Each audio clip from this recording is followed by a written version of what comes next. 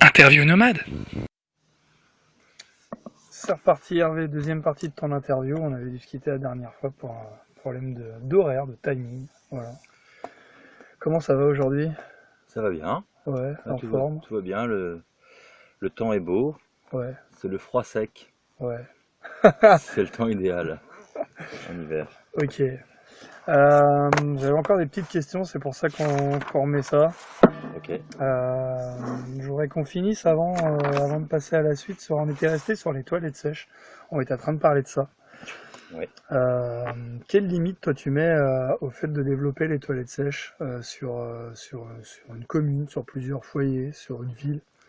Est-ce que tu mets une limite à ça par rapport à la proportion de sur qu'il faudrait, et la proportion d'espace qu'il faudrait pour pouvoir composter correctement tout ça? J'ai l'impression que le fait d'avoir des toilettes sèches au quotidien, ça reste quand même du folklore. C'est difficile de généraliser cette pratique, un peu comme il est difficile de chauffer tous les habitats au charbon de bois ou au feu de bois, quoi, pour des raisons de limite de ressources ou de contraintes pour faire venir l'énergie dans les maisons. À savoir, voilà, après sur le mode toilette sèche sur de bois, hein, on est d'accord. Moi, il y a 10 ans, 15 ans maintenant, quand j'ai commencé les toilettes sèches, les gens chez qui je récupérais de la sûre, ils ne savaient pas quoi en faire et c'est donc dans les scieries notamment, c'était épandu sur des grosses surfaces. À l'extérieur, ça prenait la pluie. Et au fur et à mesure, voilà, le gars a commencé à mettre tout ça dans des big bags, à mettre ça à l'abri.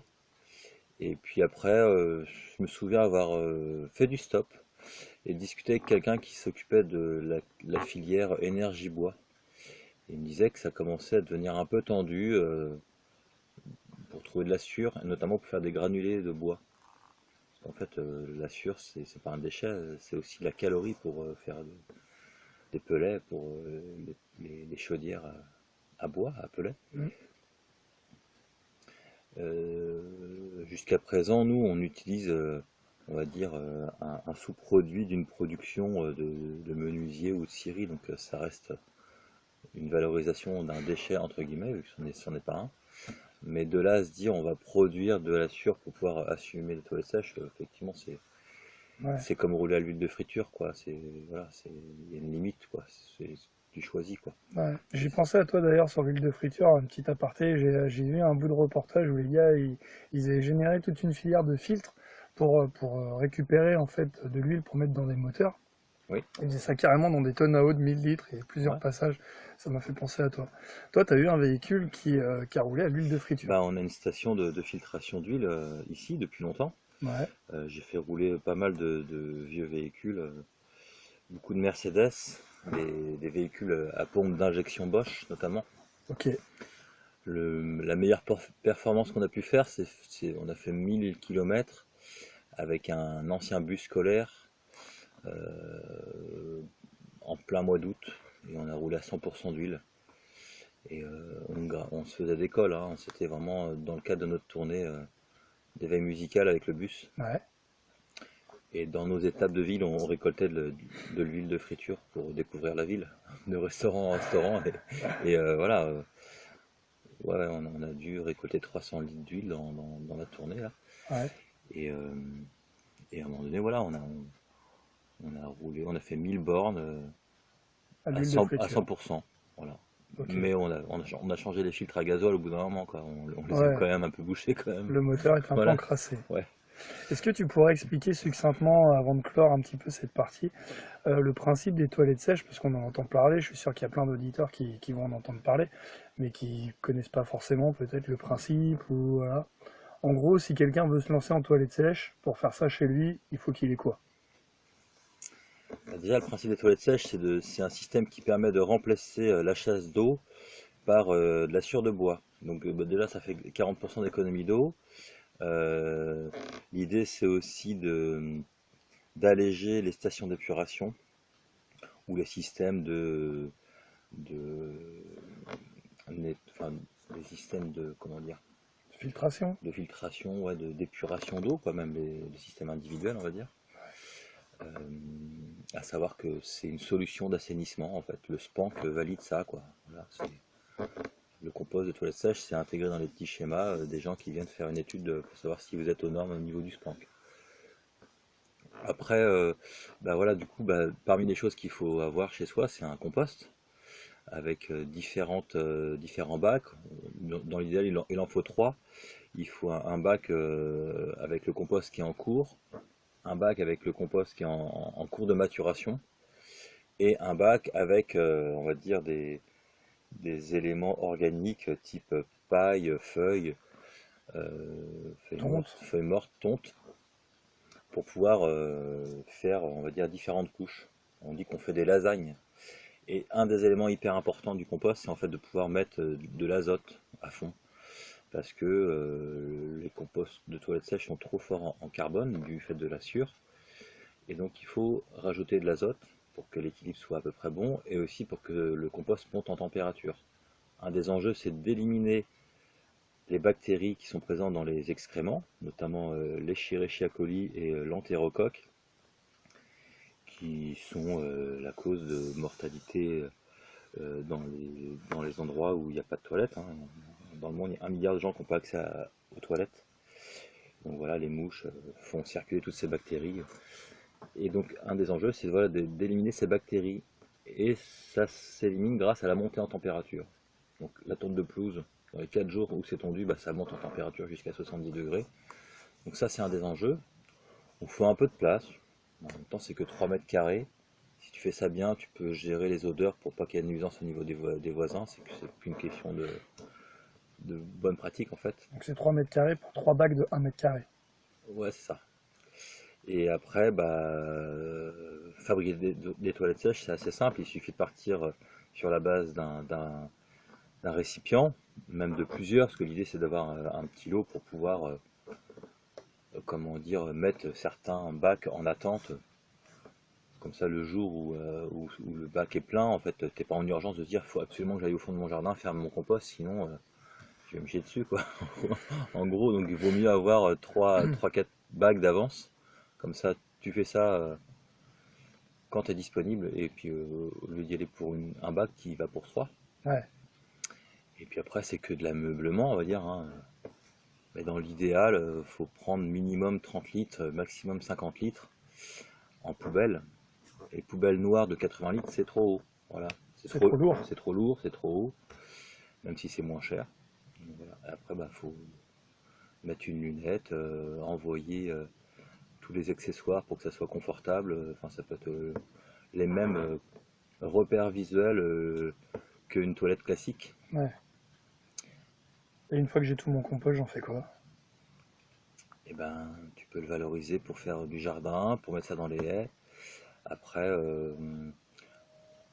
là, ce que je décrivais par rapport à l'élimination des bactéries fait qu'à un moment donné, bah, c'est soit tu fais ça et puis bon, en fait, ton compost il se décompose assez rapidement et tu peux l'utiliser au bout de 6 mois en fait. Si tu fais pas tout ça, le fait de brasser, le fait de le couvrir, le fait de le mouiller, le fait de le faire chauffer avec de l'azote, bah, tu peux le réutiliser au bout de 3 ans. Voilà. Il y a des études qui sont sorties, qui viennent valider ça scientifiquement, qui ont été notamment initiées par une association qui s'appelle Toilettes du Monde, qui ont fait un super boulot, qui ont réussi on va dire, prendre des mesures dans plein de composts différents, sur l'humidité, sur les bactéries, sur le pH, sur plein de choses. Bon, c'est un petit pavé de 135 pages. Voilà, je viens de vous dire l'essentiel. Voilà. Merci Hervé pour ces petites précisions. Juste avant les toilettes sèches, on parlait aussi, je voulais revenir à ça, sur en gros la qualité de l'eau. On expliquait que ton eau elle passe dans la station d'épuration et puis elle finit après tes toilettes, elle passe dans la station d'épuration et qu'elle finit grosso modo dans ton robinet, dans ta cuisine par exemple. Et que bon an mal an, il y a quand même des petites choses qui pouvaient passer les mailles de filtrage. Mhm. Est-ce que toi tu filtres ton eau? l'eau que tu récupères, admettons, à un robinet, au cimetière ou ailleurs, est-ce que tu la filtres quand même? Depuis peu, ouais, je filtre cette eau avec un filtre à gravité. Euh, bon, c'est un truc qui vient des États-Unis, ça semble être en tout cas dans ce qui est annoncé dans les éléments chimiques qui sont filtrés par ce filtre.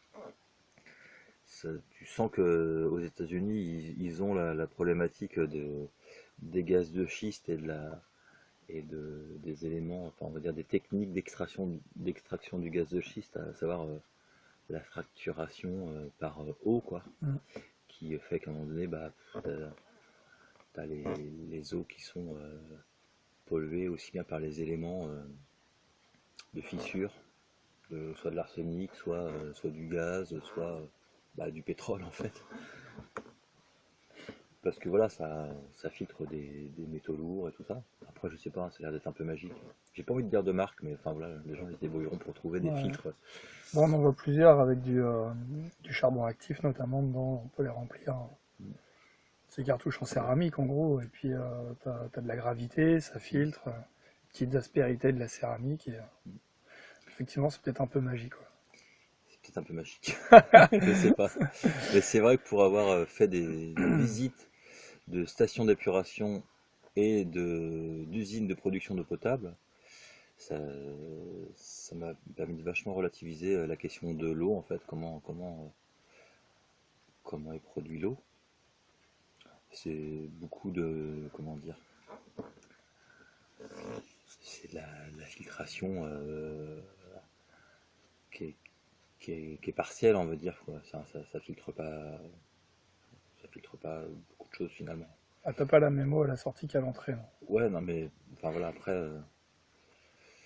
enfin, je suis pas assez technicien pour entrer dans les détails là. Puis Ouais, ça fait longtemps, je vais dire des bêtises. Je vais m'emmêler les pinceaux. ça roule. Est-ce que tu connais un groupe Facebook qui s'appelle Vivre en Yourte? Ben, j'ai pas Facebook, donc je sais que ça doit exister, enfin, mais j'ai jamais consulté, je n'ai jamais entendu parler. Ouais, Non. c'est fascinant ce truc-là. Ouais. Je jette un œil de temps en temps, j'avoue que je rigole bien. On y trouve vraiment de tout. Il y a des gens qui vivent en yourte qui essayent d'avoir des permis pour leur yourte. Ah, Aujourd'hui, il faut savoir qu'il y a des constructeurs qui en délivrent. Voilà. Et puis il y a des gens qui partent du principe que, en gros, si t'es un yourteux, un vrai yourteux, on met des guillemets dans tout ça, voilà, et ben faut que tu vives un peu à l'arrache, un peu de façon cradingue, un peu sans eau, sans électricité, sans rien, sans... Et que le confort, en gros, t'es refusé si tu veux être un yourteux labellisé. Je sais pas comment on dit. d'accord. Toi, qu'est-ce que t'en penses? Euh, je pense que c'est intéressant comme réflexion, mais je sais pas, cette capacité que les gens ont toujours de se diviser, en fait, c'est particulier. Je sais pas. Moi, tout ce que je peux te dire, c'est que la yourte, ça permet d'avoir accès au logement. Je sais que tu as des gens qui vivent dans des lieux classiques, officiels, légaux, et tu as des gens qui habitent qui vivent dans des logements classiques, mais qui sont crades chez eux, d'autres qui sont très propres. Je sais pas si ça a vraiment trop d'impact. Après, bah, du coup, selon ces critères, moi, je dois certainement être un vrai yourteux parce que ça fait 10 ans que je galère pour avoir de l'eau, que je suis encore un petit peu de temps en temps à la bougie. Euh, mais c'est vrai que si j'analyse un peu cette histoire-là, je dirais que c'est le fait de se réapproprier un peu les choses, quoi. C'est-à-dire qu'en fait, le fait de se dire, bah tiens, se réapproprier les choses, c'est pas facile, donc ça veut dire potentiellement peut-être envisager de galérer un peu pour justement se confronter à la réalité et se dire qu'effectivement le monde de la modernité, le monde de l'énergie en abondance fait que t'as l'impression que c'est magique, mais en fait quand tu essaies de le produire toi-même, bah, du coup ça te permet de le relativiser. Alors, c'est peut-être ça que les gens se disent, que ça fait pas de mal en fait de se confronter à la réalité et que ça peut être riche d'enseignements. Bon, après, les matériaux utilisés dans une yourte sont pas forcément les mêmes que dans un logement dit Non, mais classique. en fait, puis c'est surtout, c'est une question quand tu défends des choses, tu essayes d'être en cohérence avec les choses, avec toi-même. En fait, c'est compliqué. On est toujours face à nos propres paradoxes, nos propres incohérences, parce que, euh, parce que voilà, moi j'ai accès à Internet plus facilement qu'à l'eau. Donc, Ça, c'est mais un en vrai même temps, si paradoxe. j'analyse comment dire, l'impact carbone d'Internet, voilà, faudrait que je m'en passe en fait. En fait, on pourrait culpabiliser sur tout. Et je pense qu'il n'y en a pas vraiment beaucoup des gens qui sont en mode radical, extrême, en mode refus de tout. Je pense Ouais, qu'on les compte sur les doigts d'une main, hein. ok. Enfin voilà, enfin, je veux dire, à un moment donné, si tu fais la morale d'un truc, c'est-à-dire qu'à un moment donné, bah, d'accord, bah, dans ces cas-là, peut-être que tu conduis, peut-être que tu as acheté ce truc-là avec des emballages. En fait, moi, au bout d'un moment, j'en ai un peu rien à foutre, quoi. Ouais, Ça, je me dis, chacun fait comme il peut. c'est ça. Ça, voilà, et puis bah après, bah, puis en fait, les gens qui visent à la perfection, c'est pas possible, en fait, quoi. Enfin, je veux dire, on est juste des humains. Voilà. Fais ce qu'on peut avec ce qu'on a. Ouais. Ok. Bon, Alem, on en a parlé un petit peu dans la première partie. Donc, Alem, comment tu pourrais résumer un petit peu l'action d'Alem? Alem, moi je les ai rencontrés quand j'ai été un petit peu en questionnement sur la question juridique. J'ai trouvé les infos assez facilement sur le net et j'ai pu me rendre assez facilement aussi à une AG. Ça devait être en 2016. Et puis bah c'était super de pouvoir rencontrer plein de gens qui partagent des problématiques communes à l'échelle de la France, d'avoir aussi en fait quoi, bah voilà, des stratégies communes, pourquoi pas pour avancer sur la question de l'accès au logement en fait. Après, ce que je trouve intéressant, c'est que pour moi, c'est des experts en fait. Ils se définissent un peu comme des punks qui sont calés en urbanisme. Et je trouve que c'est vraiment riche. Ouais. Euh, et que même, j'ai l'impression qu'ils sont plus calés que n'importe quel urbaniste en fait, ou technicien en urbanisme, ou maire, enfin voilà, c'est. Ils lisent les petites lignes. Ouais, mais en tout cas, ils savent défendre bah, les gens qui sont en habitat mobile et léger. Après, je sais pas, moi, ça fait longtemps que j'ai pas eu l'occasion de croiser les gars et les filles d'Alem. J'ai juste trouvé que c'était intéressant de pouvoir, à un moment donné, conseiller des gens derrière des cas bien particuliers. Chaque cas est particulier, donc en fait, Alem va donner des conseils hyper personnalisés en fonction des problématiques de chacun. Ok. Est-ce que tu dirais que les lois LOPSI 2 ou les lois Allure sont des lois plutôt liberticides ou est-ce que c'est des lois qui font rentrer les gens gentiment dans le rang parce qu'il n'y a pas de raison qu'il y ait des loulous qui fassent un peu ce qu'ils veulent dans leur coin? Alors l'OPSI 2, bah, du coup, j'ai l'impression qu'elle est nulle et non avenue parce elle a été censurée par le Conseil constitutionnel à l'époque, donc elle est un peu inoffensive. Maintenant, Allure, dans l'esprit de la loi, dans l'introduction de l'esprit de la loi, ça prétendait pouvoir intégrer ou prendre en compte les différentes formes d'habitat. Après, dans la pratique, bah, en fait, ça reste quand même un peu normé dans le sens où effectivement, enfin moi si je prends le cas d'une yourte par exemple, maintenant effectivement t'as un document CERFA qui te permet d'installer une yourte sur un terrain constructible et t'as une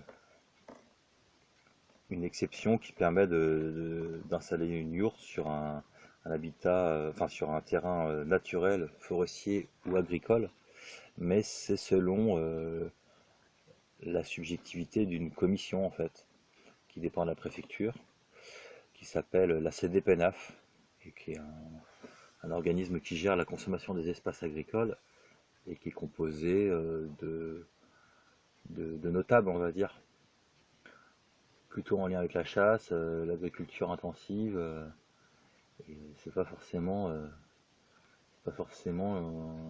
voilà, des gens qui habitent en habitat léger qui sont invités là-dedans. Ouais. Donc en fait, ça n'empêche que du coup, ça fait que cette possibilité-là de faire une demande de stécal, parce que en fait, c'est ça en fait le terme pour pouvoir faire appel Cette commission. à cette commission pour rentrer dans l'exception, fait qu'en fait c'est un piège et que bah, la subjectivité de ces gens-là, elle est cousue d'avance, quoi. Donc Ouais. voilà, de ce fait, cet outil-là n'est pas utilisé ou très peu. Ou alors ça veut dire que les personnes ont un réseau de ouf et que voilà, ils arrivent à faire du lobbying sur du long terme. Ça se voit, enfin ça se voit. Notamment, bon, bah, moi j'étais pas mal en lien avec Alem Braze et la dernière fois que j'ai eu l'occasion d'échanger avec eux, ils étaient en train de participer à la mise en place d'un espace habitable, on va dire d'une zone d'habitation dans lequel il y avait quelques milliers de mètres carrés qui étaient dédiés à l'installation de tiny house, d'habitat léger. Donc voilà, ils étaient conformes à la loi, ils prenaient en compte cette forme d'habitat. Donc voilà, c'est juste une question de volonté politique et Ok. voilà. Après, Ok. Aujourd'hui, tu es maraîcher, je suis maraîcher. Ouais. paysan solidaire, Je suis cotisant solidaire. cotisant Ouais, c'est mon solidaire. statut, ouais. Alors ça veut dire quoi ça? Ça veut dire que je peux vendre des légumes et que je cotise. J'ai pas de cotisation sociale. J'ai pas de cotisation à la retraite. J'ai pas de cotisation à la, comment dire, à la Sécu. Ou en tout cas, ouais, si je suis malade, c'est plutôt en fait. Enfin voilà, je cotise pas, donc j'ai pas Ouais. vraiment de. J'ai pas été malade, donc je sais pas en fait. Ouais. Depuis que je suis cotisant solidaire. T'as des aides par ce biais? Pour m'installer, non, j'ai pas d'aide. J'ai pas d'aide parce que j'ai plus de 40 ans, j'ai pas le diplôme qu'il faut, et puis effectivement, pour avoir des aides, il faut être exploitant à titre principal. Ouais. Et donc là, tu cotises. T'avais ces infos-là de savoir que tu cotiserais pas pour une Oui, bien retraite, sûr, pour ouais. la sécu, Ah et que oui, t'aurais oui, pas d'aide? oui, oui. Qu'est-ce qui t'a motivé à y aller quand Bah, parce même? qu'en fait, l'idée de mon projet, c'est de faire une installation progressive. C'est-à-dire qu'en fait, j'ai j'ai pris j'ai fait ce choix-là parce qu'en fait, bah, j'avais des atouts et d'autres, bah, j'avais plutôt aussi des faiblesses, on va dire. Donc les faiblesses, c'est plutôt de se dire, bah, j'ai pas d'aide, j'ai pas d'emprunt bancaire, j'ai pas le diplôme qu'il faut, et puis je suis un peu trop vieux. Mais en même temps, du coup, j'ai déjà les terres parce que j'ai eu aucune difficulté pour avoir des terres, alors que c'est un parcours du combattant pour les porteurs de projets pour avoir accès à des bouts de terrain. Que j'habite en habitat léger, donc en fait, j'ai déjà par définition des charges réduites et j'ai pas besoin de courir après un SMIC absolument pour pouvoir assurer mon loyer ou mon remboursement de prêt. Donc voilà, l'habitat léger, ça permet aussi de réduire les risques ou en tout cas d'explorer des pistes Ouais. sereinement. Tu te mets à l'abri d'un côté pour pouvoir explorer ailleurs. C'est ça. Et, et puis que j'ai aussi gardé un pied dans mon ancien métier, à savoir installer des toilettes sèches pour pouvoir continuer à avoir aussi un peu d'argent pour faire tourner la gamelle Ok. ou pour investir. Et alors comment ça se passe le maraîchage? Ça fait combien de temps que t'es installé C'est là? la deuxième saison que je fais. Ouais. J'ai fait 2 saisons où j'ai fait des stages. Donc ça va faire 4 ans, on va dire que je suis autour de ce sujet-là. Et bah, cette saison était très difficile pour moi, pour plein de raisons. Parce que j'ai eu pas mal d'aléas mécaniques sur mes outils, notamment sur le tracteur, le motoculteur, tout ce qui me permet de gérer l'enherbement aussi. Enfin, voilà, au bout d'un moment, tout s'est arrêté au même moment. Ouais. Au moment où j'avais rien en terre, où j'avais rien à vendre, et puis bah, du coup j'avais des charges, enfin des frais à assumer pour méthodiquement solutionner les problèmes un à un, quoi. Donc ça m'a fait prendre énormément de retard. Euh, voilà. Et puis bah, j'ai pas encore fait trop le bilan, mais j'ai l'impression quand même que ce que j'ai réussi m'a permis d'équilibrer ce que j'ai loupé. Ouais. Voilà. Ce qui fait que c'est un peu année blanche, quoi. Année zéro. Ouais. Ouais. Tu repars pour un an là? Et je repars sur une autre stratégie où j'ai repris un autre boulot, à savoir je fais du transport scolaire à mi-temps, et j'ai décidé de réduire la diversité de légumes, que je passe d'une trentaine de légumes à 5 légumes différents. Ok, Donc, comme ça, et l'idée c'est de maintenir la surface que j'ai ouverte, à savoir 8000 m² cultivables, mais avec moins de légumes. Et donc je vais être moins à constituer des paniers. Pendant 2 ans, je me réserve quelques clients, mais plus de paniers pour des particuliers. Ça demande beaucoup trop de temps en fait en termes de préparation. Puis enfin, voilà, il faut la diversité. Là, je suis sur pommes de terre, oignons, salade, poireaux et des courges. ok, Voilà. ça marche. T'as des projets, hormis le maraîchage, sur ces terrains-là, tu veux faire que du maraîchage ou t'as d'autres idées qui pourraient venir se greffer sur ces terrains-là, Alors au début de mon projet, j'étais sur trois activités. Euh, à savoir, je voulais faire du maraîchage, des œufs, donc des poules pondeuses, et un camping à la ferme. Dès le départ, c'était ça.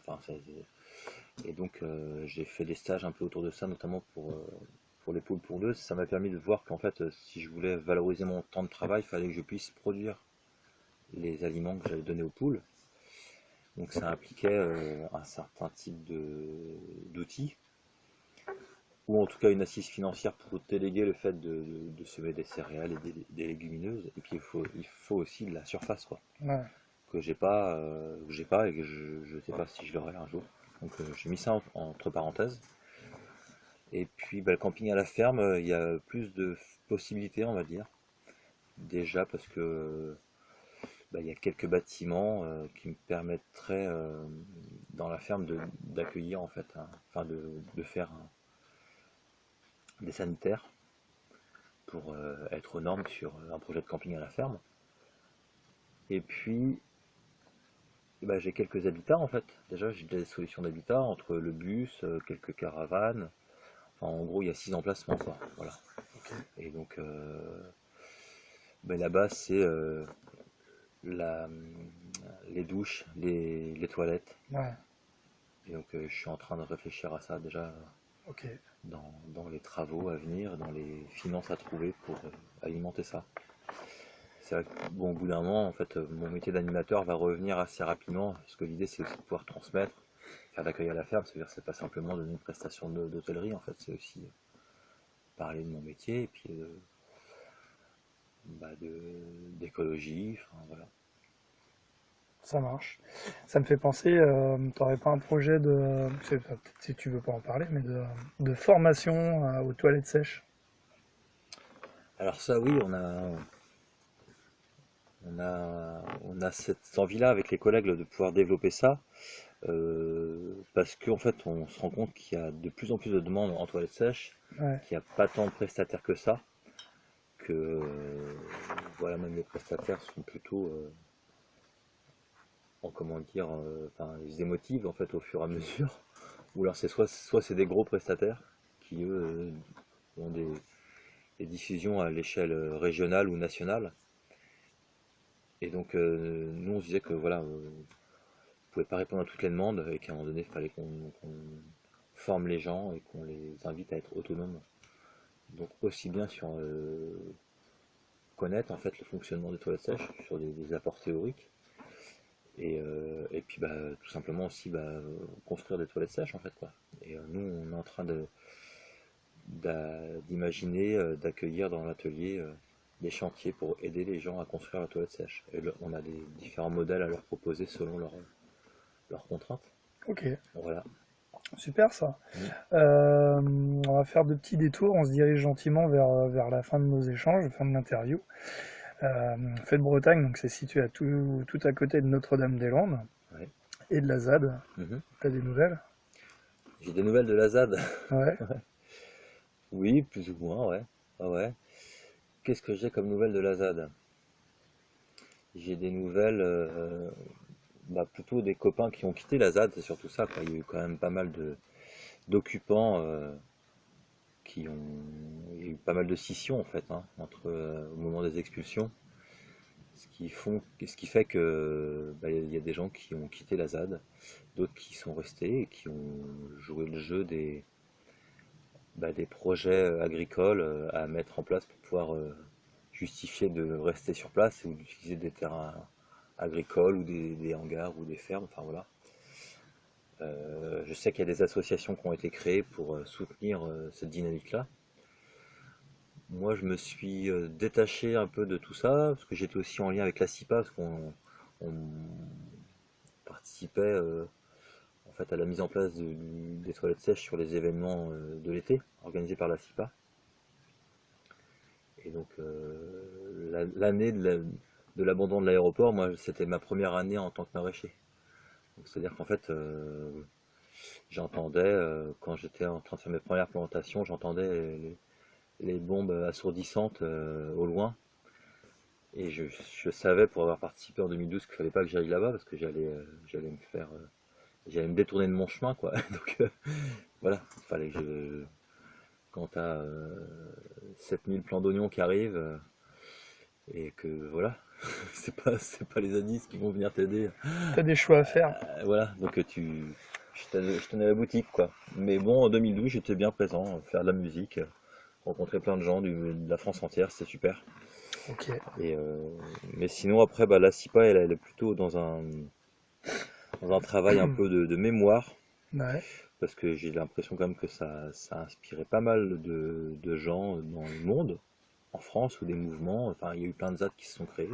Ça reste quand même une sacrée référence. Et que j'ai l'impression que voilà, la CIPA a envie aussi d'alimenter ça, cette histoire de écrire l'histoire en fait pour la transmettre aux générations futures. Ouais. Bon, certains diront que voilà, tout le monde n'est pas ok avec la CIPA en fait. Même ceux qui D'accord. étaient, il y a plein de gens qui soutenaient la CIPA, qui ont été un peu déçus de la manière dont ça s'est terminé. D'accord. Même au sein de la CIPA, il y a eu des Ah, scissions, ouais. quoi. Enfin, voilà. Moi, j'ai pas d'a priori. Je me suis mis personne à dos. Les gens que je les croise avec plaisir. Ouais. Ok. Et voilà. La collapsologie, ça te parle? Oui, je connais ce concept, ouais. Ouais. T'en penses quoi? J'ai découvert ça cette année. Je trouve ça intéressant. C'est, j'ai lu le bouquin Comment tout peut s'effondrer. C'est très crédible en fait ce bouquin et c'est en ça où ça a fait ça a beaucoup marqué les consciences, ça a infusé dans tous les médias. Enfin voilà, c'est pas juste une histoire de mode parce que j'ai l'impression que la manière dont c'est décrit, ça me semble tellement crédible qu'en fait même ce qui est décrit dans le bouquin qui date déjà depuis de quelques années, on a les illustrations sous nos yeux en fait quoi. Ouais. Entre les mauvaises décisions prises par les élus au moment où ils les prennent dans l'urgence, voilà, on vérifie l'incapacité du système à entretenir ces infrastructures. On le voit hein, quand tu vois que tu as des ponts qui se cassent la figure et que tu en as une bonne centaine qui sont potentiellement dangereux et qu'on n'a pas les moyens comment dire, retaper. de les retaper. Enfin, voilà, une des mauvaises décisions, ça a été notamment effectivement de privatiser tellement de choses en France que du coup tu dis oui c'est crédible en fait tout ça. Ouais. Que derrière les gens ont de moins en moins de moyens pour fonctionner, voilà, pour les hôpitaux, pour les pompiers, tout le monde tire la langue en fait. On a l'illustration sous nos yeux de ce truc. T'as l'impression que les gens ils prennent conscience de ça? Hormis le fait de se dire oui effectivement il n'y a plus de thunes Bah oui, ici, non, oui le mais pont bien il est sûr tombé. que Est-ce que tu penses que les gens ils font alors ils sont conscients de ce qui se passe sous leurs yeux? La question c'est pour continuer sur la collapsologie, est-ce que tu as l'impression qu'ils arrivent à réfléchir la globalité des facteurs au lieu de se focaliser sur ce qu'ils vivent eux? Quelqu'un dans un hôpital il va te dire bah oui il n'y a plus de thunes pour ci, il n'y a plus de thunes pour ça. Mais est-ce qu'il va mettre ça en lien avec le fait que le pont il est tombé, qu'il n'y a plus de thunes pour ça non plus? Est-ce Mhm. qu'il va se mettre en lien sur le fait que toi, La collapsologie, c'est un concept d'effondrement globalisé. Est-ce que tu as Mhm. l'impression que les gens, ils conçoivent leur environnement ou ils réfléchissent l'environnement comme ça? Je pense que certains, oui, après, tout le monde n'a pas cette lecture. Après, je pense que c'est tellement vertigineux ce truc-là qu'il y a plein de gens qui zappent en fait, qui se disent non, c'est pas possible, notre cerveau il est pas prêt à ça, donc en fait Ça fait trop peur. on continue dans le cours de nos vies et de nos rythmes, Ouais, et on attend que ça tombe d'en haut en fait, alors que bon, faut pas attendre grand-chose, hein. visiblement c'est mal barré. Non, mais du coup, c'est vrai que ça crée des paniques intellectuelles en fait, Ouais. parce que les gens se sentent pas prêts. Et donc du coup, ils se disent que c'est pas possible. Mais enfin voilà, les prévisions de fonte des glaces, elles ont 70 ans d'avance. Je sais pas, enfin voilà, on voit bien que tous les mois, tu peux avoir une crise géopolitique autour du pétrole. Et quand on élève des enfants en bas âge dans un monde comme ça et qu'on s'intéresse plus ou moins à ces questions-là, on dort la nuit? Bah oui, on dort la nuit. Ouais, Faut ouais. bien. Bah oui, oui, après ouais, c'est clair que, enfin moi, mes enfants, je les ai désirés en fait, donc j'ai pas. Et oui, oui, puis j'avais ces infos-là quand quand j'ai décidé de faire des enfants. T'es inconscient ou quoi? Je sais pas, non, non, non, je sais pas. Et ben, on arrive à la fin. Là, j'ai quelques petites questions vraiment pour finir, puis après je t'envoie mes questions de fin d'interview. Ce Ouais. sont les mêmes pour tout le monde, donc voilà. Ok. Un truc, bon, j'ai déjà partagé ça avec toi, mais ça m'a toujours scié.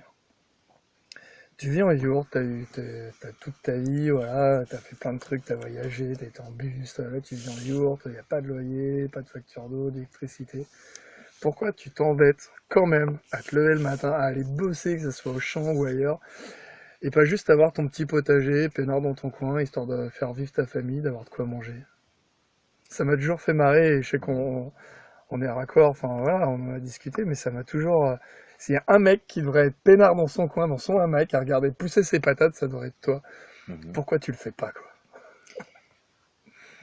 Bah parce que j'ai des factures déjà, parce que je crois que j'ai aussi enchaîné quelques galères et que bah, les galères faut les assumer financièrement, voilà. Euh, et que bah du coup faut financer tout ça quoi. Après c'est vrai que des fois je fais des choix qui sont pas évidents, mais en même temps enfin voilà j'ai juste envie d'avoir que ma vie ait un sens en fait. Donc je suis un peu hyperactif parce que voilà, je fais les choses qui me plaisent et qui m'attirent, donc je suis curieux. Mais du coup, des fois, je me mets la main dans un engrenage et ça me dépasse un peu, quoi. Parce que en fait, quand tu approfondis un sujet, tu te rends compte que voilà, ça implique plein de choses et j'essaye d'aller jusqu'au bout de ce que je fais Ok. et puis d'assumer mes erreurs, quoi. Mais oui, oui, je sais pas quoi te dire. Faudrait. C'était juste une question, il n'y a Ouais, pas de non, mal non, à... non, non. Euh, pour finir sur les yurts, est-ce que tu aurais des conseils ou des adresses pour ceux qui se disent, ouais, c'est une aventure que j'ai envie de tenter? Est-ce que, voilà, conseils, adresses? Bah oui, une des adresses importantes pour fabriquer une yourte ou en acheter une, c'est La Fresnaye, dans le Marais Poitevin, qui est un collectif de copains qui a lancé différents projets au niveau associatif, au niveau de l'entreprise aussi. Ils ont créé une scope voilà, pour créer fabriquer des yourtes avec des matériaux locaux, où tu peux aussi venir fabriquer ta propre yourte avec un accompagnement des gens sur place qui t'expliquent comment marchent les outils. Je connais pas, enfin si, il y a d'autres personnes qui font ça, hein, enfin en Bretagne, partout, en Normandie, enfin en fait, il y a des constructeurs de yurts, il y en a partout. Je me suis pas amusé à tous les rencontrer. Euh, voilà, c'est Est-ce que mon tu aurais seul. des conseils pour ceux qui souhaitent se poser en yurt, dire, bah, faites attention à ci, ou pensez à ça, ou...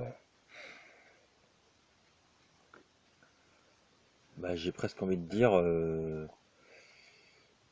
faut peut-être pas forcément attendre d'avoir l'autorisation de le faire, parce qu'effectivement, bah, le fait de poser une yourte de manière légale, c'est pas forcément le même budget que de mettre une yourte sur un terrain non constructible de manière illégale, en fait, clairement.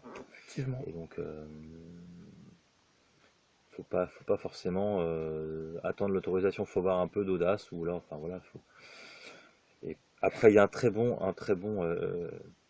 guide de l'installation en yourte qui a été créé par un ancien gars de La Fresnaye, notamment, Guillaume, je crois, qui doit participer à l'association Vivre Libre en Poitou, qui est un peu une extension d'Alem, en fait, dans le Poitou-Charentes, et qui a sorti un guide de l'installation en yourte. Et il y a tout un tableau qui explique qu'en fait, une des choses principales, je dirais, c'est de pouvoir déjà s'intégrer, savoir où tu arrives, et aller au devant des gens, les rencontrer, communiquer en fait avec les gens, quoi. Euh, Être acteur de la commune au niveau associatif. Enfin voilà, rencontrer ses voisins, pas forcément se renfermer sur soi-même. Après, enfin toi, tout de suite, les gens, ils ont une autre image de toi. Ils ne sont pas focalisés sur ton mode d'habitat, quoi. C'est avant tout, il faut montrer pas de blanche. T'as des gens qui habitent de manière légale dans des très beaux pavillons, mais qui sont pas du tout sociables, en fait. Effectivement. Je pense que voilà, faut cultiver la sociabilité quand tu veux vivre en yourte. Ok. Mm. Bon, 4 petites dernières questions qui sont les mêmes pour tous mes invités. Tu te vois où dans 10 ans?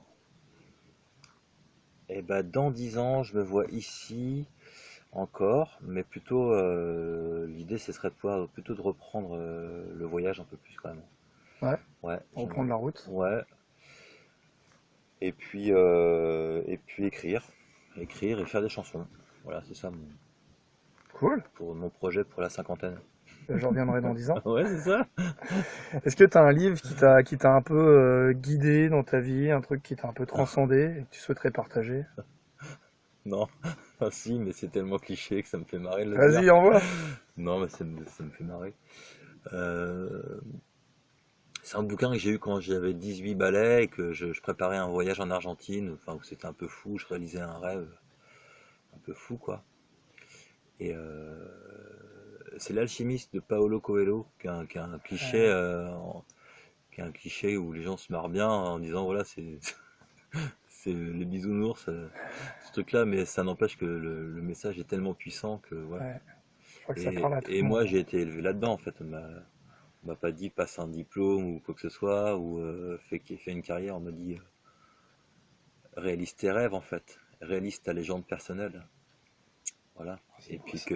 Et puis d'ailleurs, c'est ce qui m'a fait revenir en France. Ouais, C'est que dans cette histoire d'alchimiste, en fait, il se rend compte au pied des pyramides, à l'endroit où il pensait trouver un trésor, que le trésor était là où il avait fait le rêve de son trésor. ouais, Et voilà. moi, j'ai vécu exactement la même chose en Argentine, quoi. Ouais, À un moment donné, je suis tombé sur une chanson qui disait, une chanson de gaucho, donc de cow-boy argentin, qui disait Fui tonto mi penar andando lejos del pago. Elle fut grande ma peine quand je suis parti loin de chez moi. Tanto correr para llegar a ningún lado. Tellement courir pour arriver nulle part. Estaba donde nací lo que buscaba por ahí. C'est là où je suis né, ce que je cherchais par là-bas. Donc toi, une espèce de boucle une qui se boucle. boucle, tu dis bon bah je vais rentrer. Effectivement. Hervé, la vie, ça sert à quoi? La vie ça sert à quoi? La vie ça sert à apprendre à bien mourir, mourir léger, voilà. Et puis bah, à transmettre des bonnes choses autour de soi. C'est qu'un relais en fait, c'est une course de relais à la vie, je dirais. On peut voir ça comme ça. Mm. La dernière, hein, tu me racontes une belle histoire. Un truc sympa que j'emmène avec moi avant de partir. Je viens de t'en raconter une belle. Ah, une autre? Ceci Je suis dit. gourmand.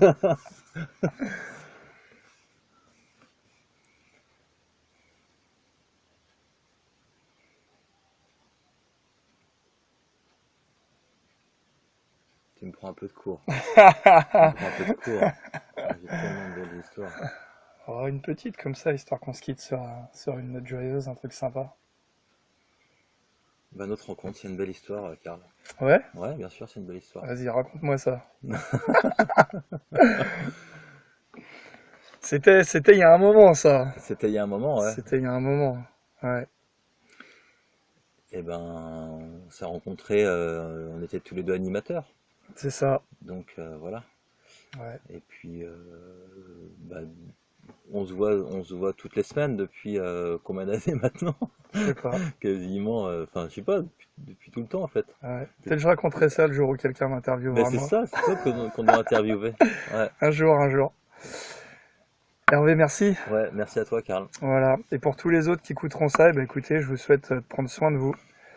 Et puis à la prochaine sur la route pour une prochaine interview nomade. Bye bye. À bientôt. À bientôt.